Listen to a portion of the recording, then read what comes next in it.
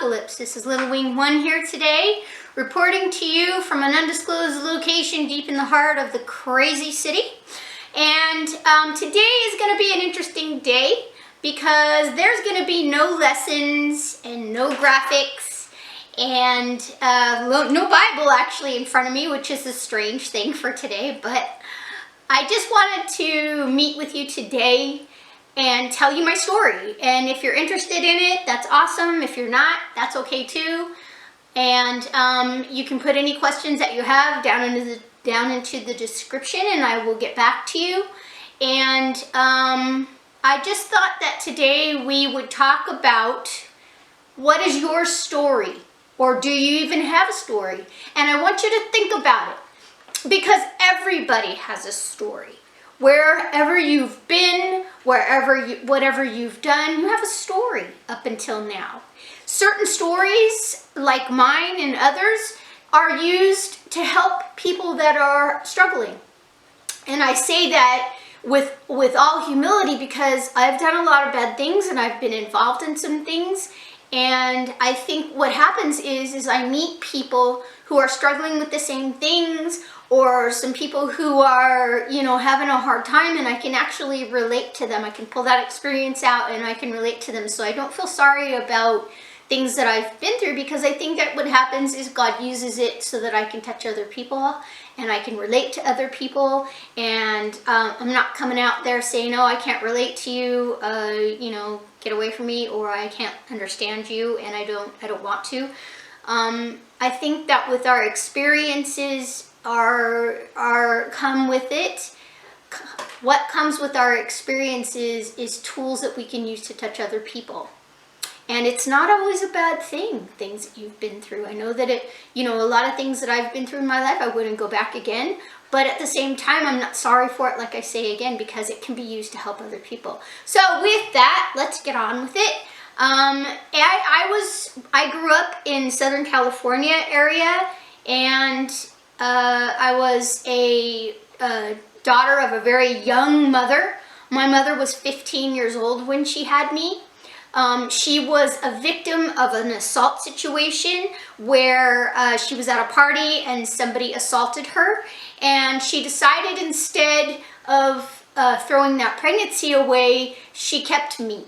And I was raised in a family. My family was a loving family, and I was raised mostly by my grandmother because my mother was so young. And she was pretty much, shamed by some of her teachers. And, during that time, it wasn't too cool to be a teen and be pregnant. So she had some trouble with that. I was raised by my grandmother, basically. And how she was raised is she was raised in a big, large family. They lived in Ohio. Her mother and her father were deep into the Masons. My great-grandmother was a Eastern Star, what they call an Eastern Star, and then my great-grandfather was very much into the Masons. I don't know how high up he was, but he was pretty high up looking at some of his information. They're very secretive, so they never talked to us about that. However, my grandmother did talk to me about her grandmother, who was a witch in Pennsylvania. And she used to go stay with her, and her grandmother used to have visitors that came over to the house, and they would so-called be given herb remedies, potions. They would be prayed over, quote unquote, by this witch who lived on this farm. And she told me some of those experiences that she had. And so this is a situation, especially with someone like me who got into the occult later. And the word occult, when I use the word occult, that just means hidden knowledge. It could mean anything that has to do with witchcraft, has to do with things that are involved in the occult, such as, spiritism, horoscopes, reading of fortunes, things like that. It's occult. It's an information that you get secretly or you get through spirits. So when I use that kind of all encompasses that whole area. So she spent a lot of time with this grandmother. She was taught by this grandmother because this kind of thing, and people that are involved in these kind of things, it gets passed down. It's considered a familiar spirit. I don't know if you've heard that word before, but a familiar spirit just means that it's familiar to your family. It's a family thing that's a bondage in your family. Familiar spirits could take the shape of alcoholism, they could take the shape of child abuse, they could take the shape of drug abuse, suicide, depression, things like that that are passed down through family lines. You'll find in some family lines that, hey man, this same thing happened to their mother, happened to their grandmother, happened to their great-grandmother. It just gets passed down. And these spirits follow a family. They get attached to a family and they follow the family down. So my grandmother had taught me these things, and what my grandmother was interested in is my grandma was a big horror fan. And she would also sit and have me watch these horror movies with her as a child. That's very devastating as a child because that shapes your mind. She also taught me some of the things that her grandmother taught her about witchcraft. She also would take me to graveyards at a very young age. A lot of people are interested in the morbid side of life, dark things, you know, a lot of the curiosity things now that are involved in oddities and things like that have to do with death. There's a big fascination with death and the color black and things that are gothic is all belongs to the spirit of death. So my grandmother was very interested in that, and she would take me to graveyards to walk around, and so I got interested in those kind of things at a very, very young age. And what happened and how that played out was I got involved in the New Age movement, but also in witchcraft, where, you know, that followed me throughout my life and in my family. And how that got me into bad situations is I started reading tarot cards. I started, getting involved with people who believed in those things. Also, a lot of bad movies and a lot of bad books and things that all had to do with spirits and witchcraft. And that took a big hold on my life. And how that started to play out was because my mother had, through her bringing me up, had a lot of bad relationships and abusive relationships. Through that, I was abused physically, I was abused mentally, and so those things followed me as well. So what happened is those spirits that were not only the familiar spirits through witchcraft and death and things like that, but also the spirits of abuse had attached to me as well. My mother was assaulted, so therefore, things happened to me that occurred that were along the same lines. A lot of people say, do I have a target on my head because I, attract all the predators? And the answer is probably you do. Probably you do. Whether that's through your, not that if you're a victim, it's your fault. I'm just saying if you have repetitive behavior in your life through bad relationships, things like that, it's usually because this is what you're accustomed to. Either you have a codependency, or certain predators seek out certain personality types to control. Narcissists seek out a certain type of victim type person who doesn't think a lot of themselves. And that was me too. I didn't have a lot of self-esteem, so I searched for that. So nowadays, how that plays out is through empowerment. A lot of times you hear, oh, empowerment. It's empowering to have control of people. Oh, it's empowering to show naked pictures of yourself. Oh, it's empowering to do this and do that. In all reality, what that does is it just drives your self-esteem. It kind of does a switch to where it binds you more and more to that type of behavior, and it ends up being a negative effect in your life. I'm not saying by any means that body positivity is not a good thing. I think that's a good thing. I've had trouble with that all my life, and I think it's good to feel good about how you look. I'm saying they're going the extra mile with that and saying you need to put yourself out there for the whole world to see. Just know that those things have consequences. That's all I'm going to go with on that one. But I'd like to talk more about the occult effects in my life and how I got out of that. So we'll delve into that next. Okay, so let's get into some of the effects of delving into these activities. So the effects that happen to me is when you align yourself with the spirit realm, which is if you're not aligning yourself with the Spirit of God, then you're aligning yourself with the other spirits that are his enemies.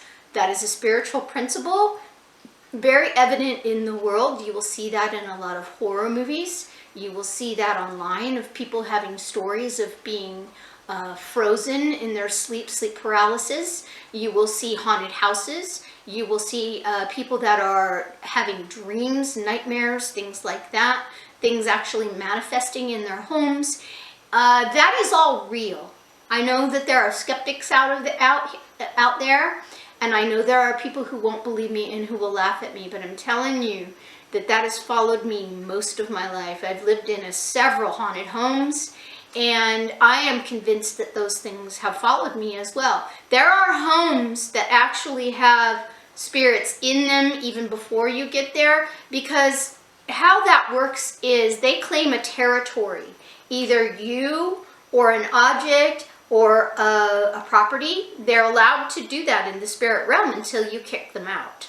So if you don't kick them out and you're okay with them being in your life, and when I say that, I mean you're okay with them by the things that you do. Are you playing around with the occult? Are you watching certain movies and you're welcoming that into your house?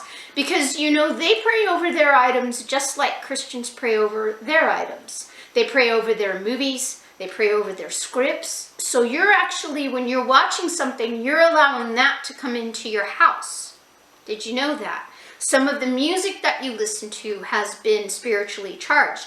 You're allowing that into your mind straight through your earbuds. You're allowing that to come into your life, so therefore they have a legal right to wreak whatever havoc they choose. So that's exactly what they did in my life. If you're playing with a Ouija board, they have access. That was never meant to be a game. That is a doorway that was used by certain groups, spiritual groups, and that was on a scale where it actually had living people moving on a board. So that game company bought that idea and made a game out of it. It's not a game. That is allowing them to come through into your home. That is called a doorway. So I allowed these things into my life. Are you watching certain ghost movies on TV where they're contacting spirits, where they're having seances? You're allowing that activity into your house. Trust me, I've done that and I've dealt with the consequences of that. So I allowed this in my life for a very long time. I started having, had disastrous relationships. My children had to pay for that. I will have to live with that. However, I did make a change in my life. I did walk away from that. Now, there was something for me to pay for that. These things, these spirits came after me. And how did they come after me? They came after me with manifestations of showing up in dreams, scaring my children when they're little, because little children and animals can see these things. I don't know if you knew that, but that's absolutely true. They would show up to scare, to cause fear, they could even cause physical pain if they're allowed to. Now, if you belong to Jesus, you have authority to kick these things out of your life. I don't care what anybody says. That's biblical, and that's what Jesus did. He told these things to be quiet, and then he kicked them out. And you have that exact authority if you're covered by the blood of Christ. If you've been involved in any of these things, you need to stop and you need to turn.